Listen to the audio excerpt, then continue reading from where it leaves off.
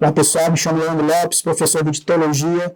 Pessoal, na nossa última unidade, da nossa disciplina de Língua e Cultura Hebraica 1, hoje nós vamos estar falando de 3 grupos, pelo menos ali, dos dias do Novo Testamento, dos dias de Jesus ali, né? O primeiro desses grupos, pessoal, é o fariseu, né? Talvez os fariseus são os mais conhecidos ali, né? Ali, muitos denominam ele como, ou rotulam eles, né, como hipócritas, ou religiosos, dentre outros termos, né? Mas vamos lá. O termo fariseu, pessoal, ele é entendido, geralmente, um dos consensos, né, é que ele é proveniente do hebraico, né, o parush, que significa separado.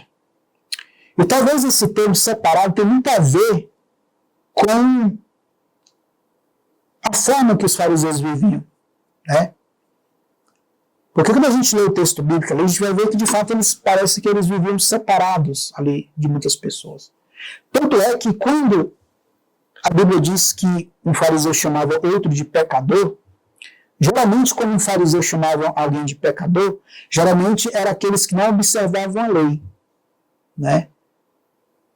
E essa expressão que os fariseus ali usam, pessoal, né, chamar alguém ali, ou pessoas de pecadores, está dentro de um contexto de total desprezo para com aqueles que não observavam a lei, né? Então eles usavam muito esse termo, né? Muitos ali vão falar, se ele fosse em relação a Jesus, se ele fosse mesmo um profeta, ele saberia com quem ele está comendo. Se ele fosse mesmo profeta, ele saberia com quem ele está conversando.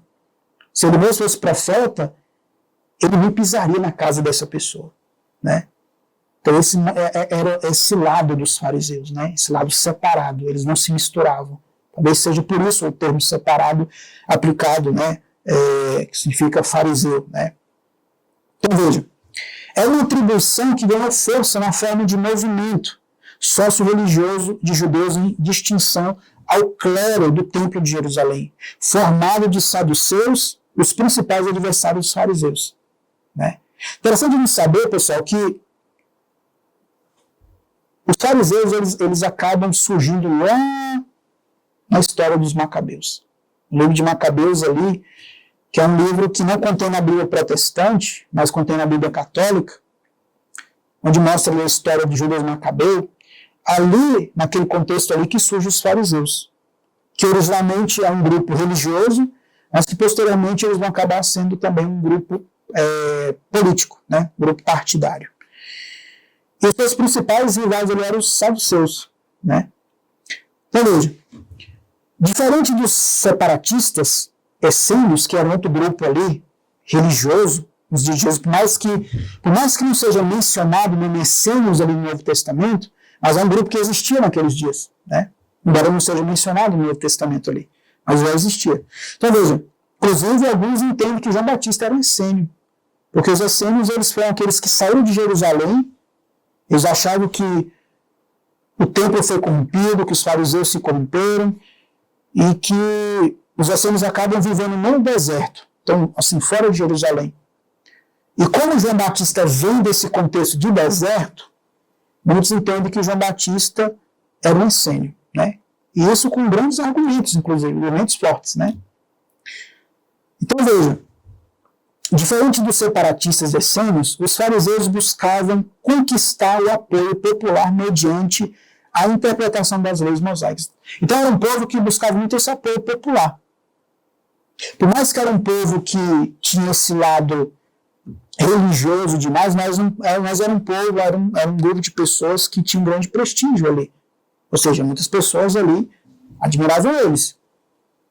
Não é à toa que Jesus, na parábola ali do fariseu publicano, quando a gente lê ali, na parte depois ali que Jesus vai explicar, Jesus fala, não seja como eles, os fariseus, que buscam ser vistos na praça pelas pessoas, né? Jesus vai falar isso.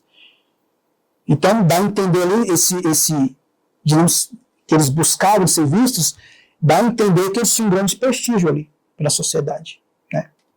Então, eles tinham um grande prestígio. Então, veja, o outro grupo é os saduceus. Um termo que, pessoal, que deriva do hebraico Sadoc, que a tradição bíblica associa ao sacerdote de Jerusalém nos tempos do rei Davi. Quando a gente pega a história do rei Davi, a gente lembra que vai ter um sacerdote lá chamado Sadoc. E dentro da tradição bíblica, os saduceus derivam desse antepassado Sadoc. Daí o termo saduceus. Né?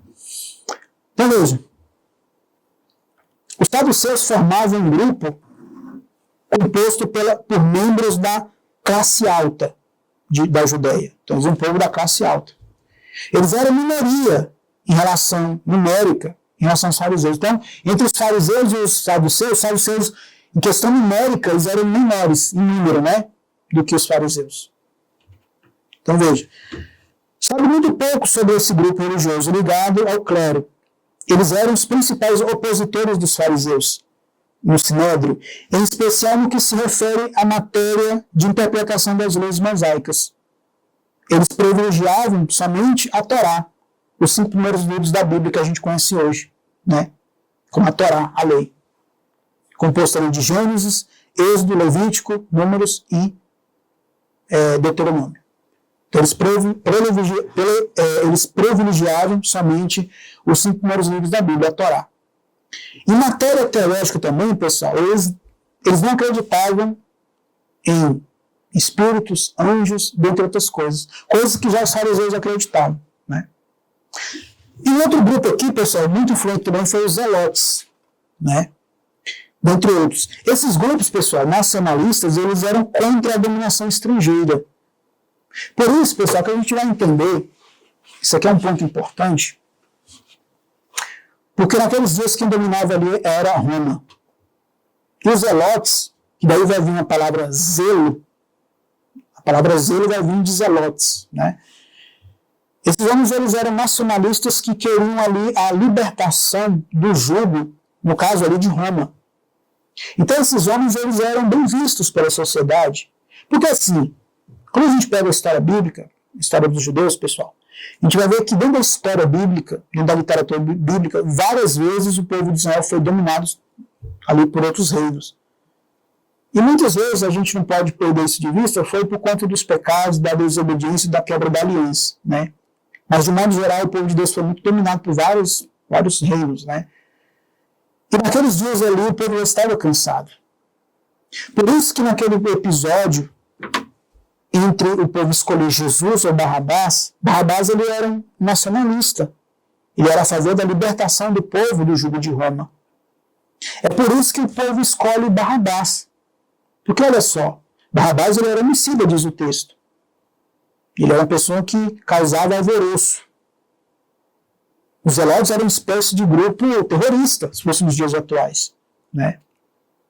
Mas dentro da mentalidade da sociedade judaica, naquele contexto ali, Barrabás ele era um herói. Claro que tem toda uma questão teológica, né? Jesus foi já ali, digamos, predestinado para morrer pelos nossos pecados, pela humanidade e tudo mais, nós sabemos. Mas historicamente falando, Barrabás, naquele contexto ali, ele é considerado um herói. Por isso que escolheram ele, né? Então veja que interessante. Então Barrabás ele entra dentro desse contexto. Ele é um herói. Enquanto Jesus foi crucificado como um criminoso, porque a crucificação dentro do contexto histórico, pessoal, todo aquele que era crucificado é considerado um criminoso. Então Jesus foi crucificado como um criminoso. Por isso que muitos não acreditaram nele também. Até pelo fato que, historicamente, outras pessoas ali já tinham ido até ali dizendo que era o Messias. Né? E todos tiveram o mesmo fim, foram mortos. Né? Mas dentro da história ali, Barrabás era considerado um herói. Né? Então veja,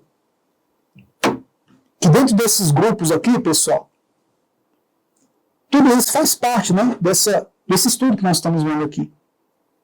Porque eram povos que viviam, eram grupos que viviam ali no Novo Testamento. Né? Faz parte dessa cultura também, desse pensamento judaico em língua.